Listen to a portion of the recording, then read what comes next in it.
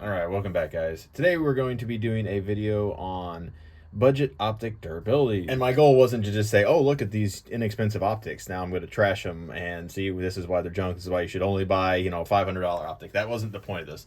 This one up here, I want to say, is around $250. This is the Ghost. They also make, I think, the Bull model that's even bigger than this one. It's just outrageously large. This one actually fits perfectly on my MP5, and it actually looks good in my opinion, which is why I kept it on there. But you can see on the top of it right there and right there, I did drop this on concrete, which I will show you through this video. So the testing procedure is I put them all in sand. They all passed out with flying colors. I'm probably not going to insert that footage because it would just take too long. Then I put them all in water and dumped them in the sand again to see if anything would get inside of there. And pretty much all of them, if you were to tap rack or just bang it on something, even the ones that had a open emitter down here, well, they're all open emitter, but even the ones that didn't have a piece of glass on here protecting the internals, so like you can just stick anything you want down in there. Sand will get in there and everything. Even being wet and having the sand go in there, everything was able to clear itself to where they were all still functional. So dry sand, wet sand didn't really affect them all. I'm sure if you shove it in there or enough of the sand in there, then yeah, it probably can clog it up, but that's not realistic for me. So the next thing I did is I froze it, or all of them, and they all technically survived the freezing process. I'm gonna thaw these all out. I actually forgot about these and left them in for about 24 hours. So we'll see if a 24-hour freeze test affects them at all. All right, you may not be able to see it, but the emitters are working on all of these. So you can see there's a green, maybe you can see it. Yeah, you can see just a little bit of green right there, reflective. There's red on that one. That one you can see the red a little bit. You can see the red there and the red there. So they're all still working even though they were frozen. So in the freezing test, the Nightwing kind of survived. After I thawed them all out, the auto on off or shake wake, whatever you want to call it, on that one stopped working, and also the auto on off stopped working on the CVLife. And then eventually the CVLife just stopped working altogether, which was kind of weird. I pushed the buttons and nothing would happen. So in order to fix that, I just hit both of these on the table just as hard as I could multiple times, and then they started working again. So I don't know if whenever they froze that some of the electronics like disconnected, like the I don't know, any of the little wire connections in there maybe have separated or something. So to me, that's a fail. The freezing something is unrealistic, but I thought, kind of worth doing. So they failed that, but they would still turn on, so I was still able to proceed with the testing. The CVLife worked perfectly fine, despite the fact that there's glass in there right now. But you may be able to see that green light. There is a green light in there. You can see the emitter. There it is.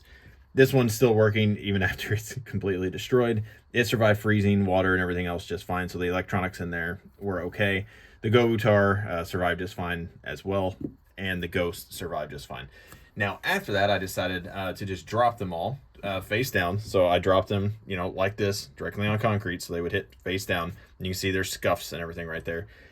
And all of them passed except for the Cylee. And it's because if you look on there, it's very thin material compared to, say, something like the GoWutar. You can just see how thin that is in comparison. So the glass broke at the top on this one. It was still usable, but the glass did break. Right, so I decided this still probably looked best in slow motion. So just to show they're all working still, here's the CVLife. Here is the GoWutar. It's still working. You have the Ghost. Here's the other Cylee. And the last one is the Nightwing. All still working. So I'm going to drop them in slow motion. Hopefully they're going to hit right about here. I'm going to drop them at my height, which is 6 feet. And this is on concrete.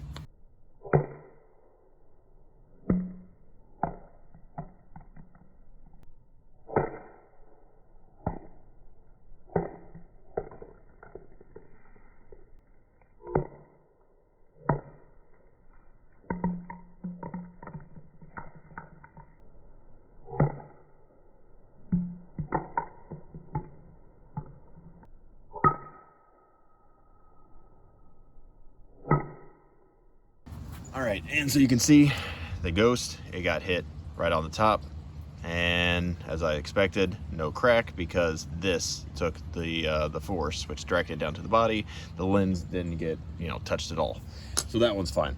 The CVLife did well. It hit right on the corner. It looks like it hit probably about like this, a little bit of an angle, and since the glass is more kind of centered, it looks like the corners did their job and protected it. And obviously it hit right here, so you know, hit there at the same time. Still working, nothing wrong with it. And the Ghost, I don't know if I showed you, working as well. The Nightwing got a good corner hit, which is where the glass is, so you can see right here. And it took a hit on this little edge right here, and like I expected, it works kind of like the RMR, where that kind of redirected it down. So it wasn't hitting, you know, this flat spot that's directly over the glass. It moved it down to the side, and as you can tell, it's still working, and the glass isn't broken. You got the GoWutar, took a good hit like this, so that should, if it was going to break, and you can see the metal on these is decently thick. There's no broken glass, at least not I can see. All that is just water from the previous test and sand that's stuck on here.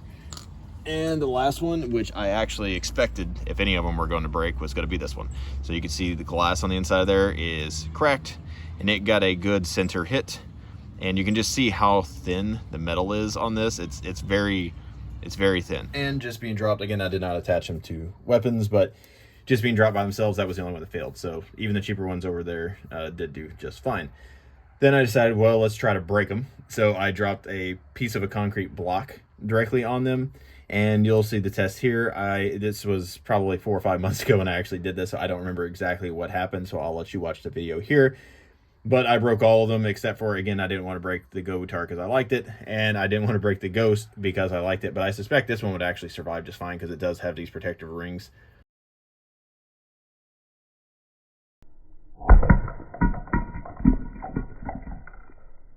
All right, so the Cylee got pretty dented, as you can see on there. I don't know if you can see how crushed in that is, but I can tell it's crushed in. The glass is not a whole lot worse than it was, but it did crack further. And obviously the dot is still working. Yep, there it was right there, you can see it. So let's do the next ones.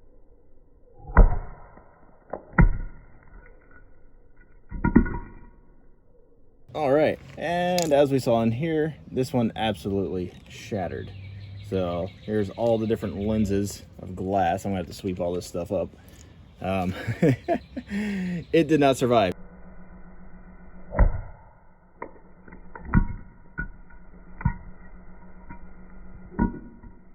And the Nightwing took a hit directly right here, you can see, and smashed the lens.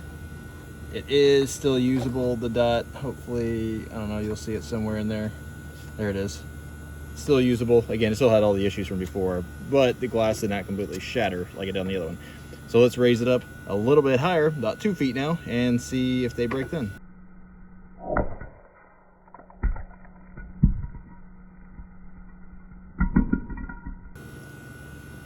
All right, and obviously this one did not survive.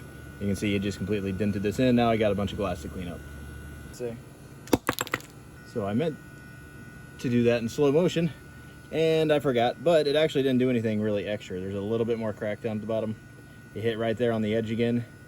And as I suspected, this little corner being raised right there protected the lens a lot better than I thought it would. So there's that. Let's drop it from even higher. So far this one is the most durable, and I thought that, you know, based on this kind of cheating like an RMR half cut thing. But let me drop it from about 5 feet now.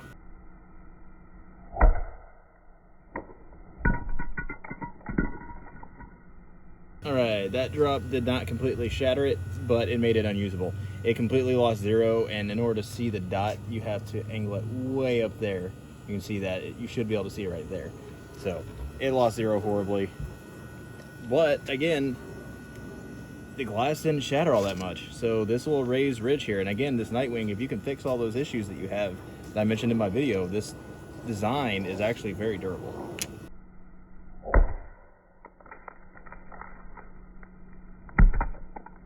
All right, and I broke my phone stand as well as the optic.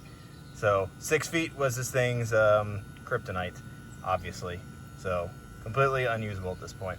And I actually hit the backside here earlier whenever I missed, and even though it hit the corner right there, the optic was still working. But if you're looking for an open emitter red dot, like a pistol dot, to put on an offset or a like a mount on top of one of these, I fully expect that that would survive the drop test that I did. And I'll show you here that absolutely destroyed this one.